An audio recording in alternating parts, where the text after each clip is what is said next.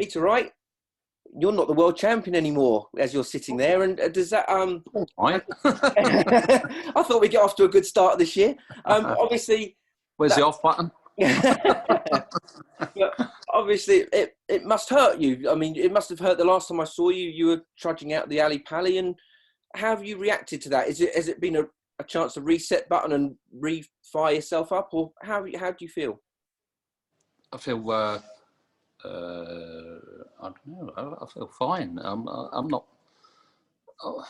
As I said, like going up into the worlds, it was like if I don't win it again, I don't win it again. But I've won it. Lots of people haven't. So and I'll always be a world champion. So if I go and win it this year, I could do, but I don't know. So it hasn't bothered me. Obviously, on the day, I was, you were a bit knocked and everything, the darts didn't quite go right, and I got punished. So that's it.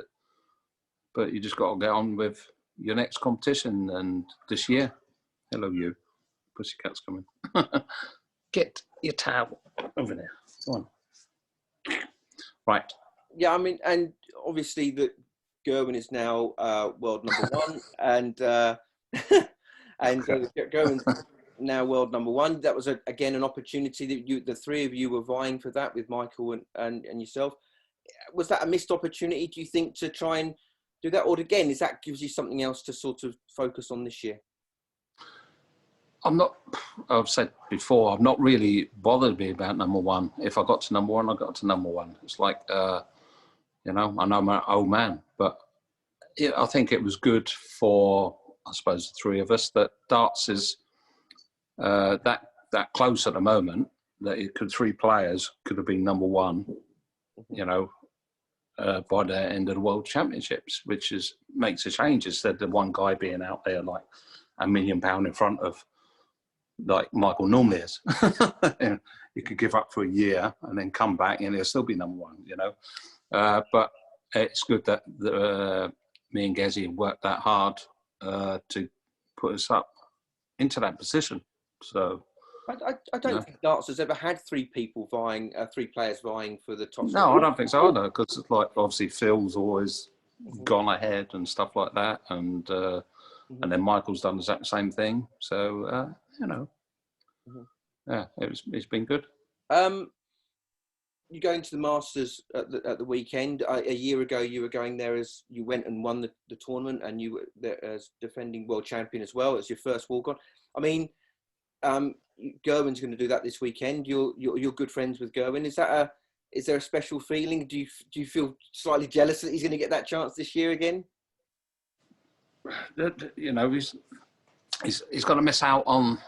It's a great feeling. It's a nice to hear John McDonald announcing you as world champion, or the current world champion, stuff like that, as your walk-ons. But it's not the same with nobody there.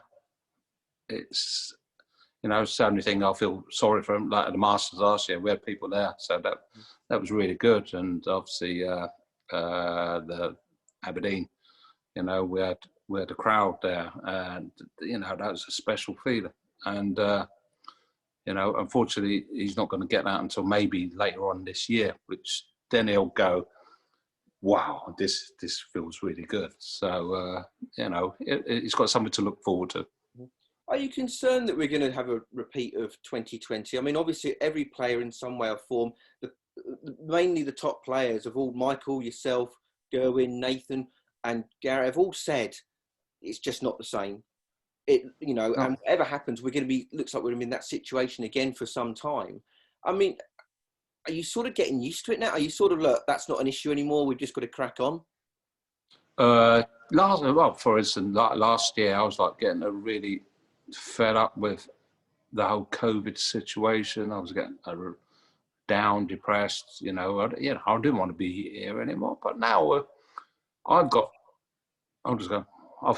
used to it now, and I'm so relaxed. As before, last year I was like uptight and stressed about it. But now I'm just like, it's easy. Just do as you're told. try and be safe, try and do the right things, and they're trying to get the vaccines out quick enough, which is really good. You just got to wait your turn and to see where we go from there. That's the thing. At least what we should do with the darts, actually, we could let the crowd in. All the people over 80 who want to come to the darts, we could let them in. We will have crowds. OAPs only at the darts. That'd be a first. Why not? Also, I must ask you as well. The last time, the day you went out the Ali Pali, Michael said in his press conference after that you always talk nonsense, and that you keep doing this. And I'm not going to get involved in what appears. I got my back up. Yeah, I mean, do you regret saying things at any stage, or do you ever think I'm just going to be Mr. Quiet and I'm going to be more reserved? Why? He said the actual words. I talk crap. I always talk crap. That's what he said. Who was right? Who was wrong? I said Michael would not win the Worlds, and I said Gezi was the main man. If I didn't win it, he'd win it. Right. So, hello. Who's talking crap? Not me. So I don't care what Michael says. It's got my back up, and that's why I'm looking forward to, taking care of him in every semi-final that he gets to. So, do you sense that you're probably one of the most studious players I know? You watch everything. You know your darts. You know everything about everybody. You're probably misunderstood for that in a little way, that people don't realise how closely you follow everything. Do you sense Michael's era is over, that there's 3 players now? Do you think there's going to be such a sharing out of titles now? There'll be definitely sharing out of titles. That just proves like De Souza and Dimitri. But, people, other pundits and whatever, saying like, oh, they've only won that because no crowds. You don't know that. They've worked hard and stuff and got the results, and they've always been good players. So you can't really say that. Yes, like I thrive, Gezi thrives, Michael thrives, Nathan Aspel, all that, thrive on the crowd, to make ourselves play better.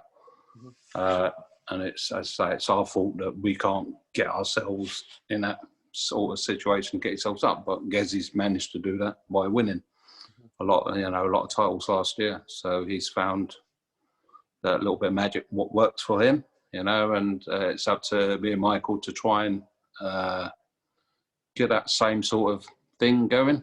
And, so I'm ready for this year. I'm really looking forward to it.